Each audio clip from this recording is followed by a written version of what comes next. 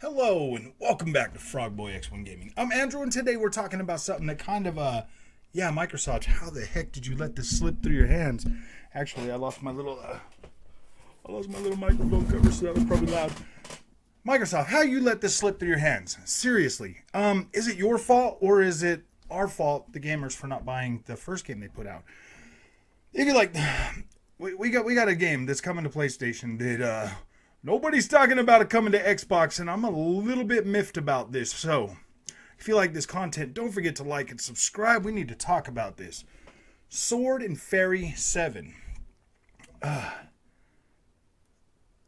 Announced for PlayStation, coming this summer. I got this game on a PC. It's not like the world's best freaking game or anything, but yeah, dude, it's like Chinese. It's a Chinese hack and slash action RPG that's actually pretty cool. Like, I like this game. I like the characters. It seems pretty cool. The world design's pretty nice. Stuff that goes on in this, like, it's a pretty freaking cool game, man. I've been playing it for like since October or something. When I got this laptop, I actually decided to pick it up, and the 3050 Ti was giving me 1440p at I don't know, like medium high settings. You know, it's 60 frames, a shaky 60 frames a second. But now on my tower, I'm getting over 60 frames a second. I'm getting ray tracing. I'm getting the whole 9 yards. And yeah, Microsoft, how you let this game slip through your patty cakes, man, is what I want to know. We don't know. I don't know. It might just be, you know, PlayStation has marketing rights or whatever, so they haven't announced it yet. But that's even games that PlayStation's marketing, they usually still say, oh yeah, it's coming to Xbox One, blah blah blah. So I don't know, man. This might actually be coming exclusively to the PlayStation. This is from Softstar, I believe. The first game they launched was Wanyang Sword 7. I did pick that up. I did review it. I did think it was a pretty decent game to get in there and play. I was like, wow, I was actually surprised at the fact that it was running at a higher resolution on Xbox Series X.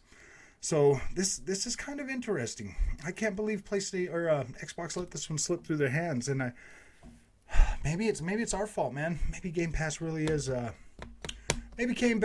is going to have some effects on us being able to get games in the future, man. Like, that would really suck. We already had a developer say that they weren't bringing DLC to a game because they just didn't have as much interest on the Xbox. And you know,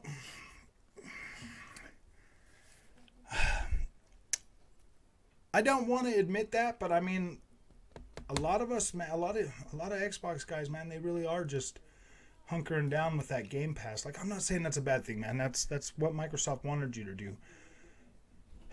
That's what they wanted you to do. That's what they want.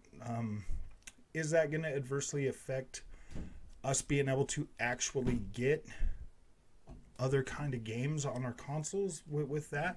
I think once the Activision deal closes, I don't think that's necessarily going to be a problem anymore, because the Xbox platform is going to grow exponentially just because of the Call of Duty being, you know, like a Microsoft first party. You know, if you want to play the best version of Call of Duty, you're going to play it on the Xbox. So I don't know, but I mean, if it is affecting us short term, I mean, we still haven't seen Final Fantasy VII Remake on the Xbox console. There's some things like this. This is the one thing that I really hate that these companies do. Like, this is the one thing that I think I have the biggest problem with, more than DRM, more than all the other stuff, more than all the acquisitions. It's if one of these companies acquires a whole company, whatever, I just accept the fact that that's an exclusive. Boom. When they go out of their way to money hack games and keep them off another platform and their third party, that's probably the thing I hate the most. That's the thing I literally hate the most, because if it's not a Sony first party game, I don't want to have to give Sony money, man. That's how I'm feeling about Sony right now. Like, I'm to the point right now where I'm like so sick and tired of this like facade they put out. They're like, oh yeah, dude, we make the best games. You're right, Sony. You do make the best movie games out there, but you're the only one that makes movie games. So it's really hard to like to really compare the quality of games that you make, because nobody else really makes those kind of movies. Nobody else puts that type of a budget into those games. And you know what? All the other games that come out, they usually make up for it in better gameplay. And it's, gosh, dude, it's so irritating these days. It really is, man, because I'm a gamer. I love games. I love playing games. And when I get these PlayStation guys that come to the channel and all they're saying is, oh yeah, well, PlayStation's got the best games, I'm just like, come on, guys, man. I've been playing these PlayStation games for a very long time.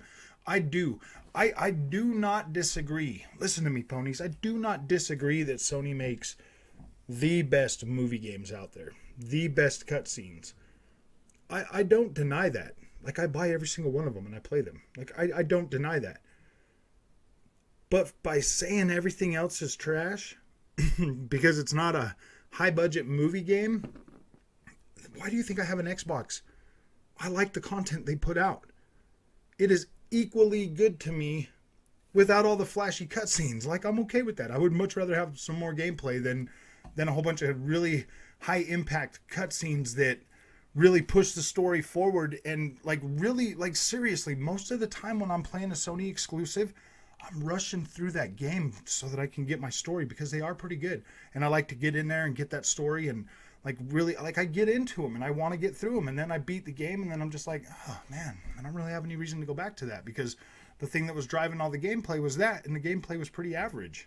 So I mean, it really gets to a point where it's like, man, I love them games, but I play them once and I'm done with them. I don't ever go back and I play them. So it gets to a point where they just get to be too much. So if this is true, if Xbox lost a game like Sword and Fairy 7 to PlayStation, that really sucks, man, because PlayStation, that's a good get for you guys, man. I like that game. I think it's a pretty solid game, and I think you're really going to enjoy it. And it sucks that your company has to money hat things to keep them off of other platforms, man. That really does suck. And I that's a game that I wish more players would be able to experience, and now they're not going to be able to experience that game if it doesn't come to Xbox, and that really does suck. That sucks. Out of everything, like, if that's the only thing you take out of this, cool, man. That's all I need you to take out of it, is this really sucks, man. That's a pretty good game, and I wish more people could get the opportunity to play it. I'm all about people being able to play games, and I've said this before. I wouldn't care if Starfield or freaking any of Bethesda games still went to PlayStation. I wouldn't lose any sleep over it. I would still buy them on my Xbox, knowing that I would be happy with that, because I'd be getting an Xbox version and a PC version. So I'd be okay with that, man. I wouldn't care if you guys had the opportunity to play those games too. But if that happened, you guys would have to stop this ignorant freaking PlayStation better, dude, because it's just not that far apart. It's really not that far apart, guys. It's not like It's not like Xbox is putting out Mario 64 and PlayStation is putting out like the PlayStation top quality games. Like, Microsoft first party games are really not that far behind. They deliver on that gameplay experience that is engaging enough to keep you coming back and playing that game for months on end. So in my opinion, it's pretty equal.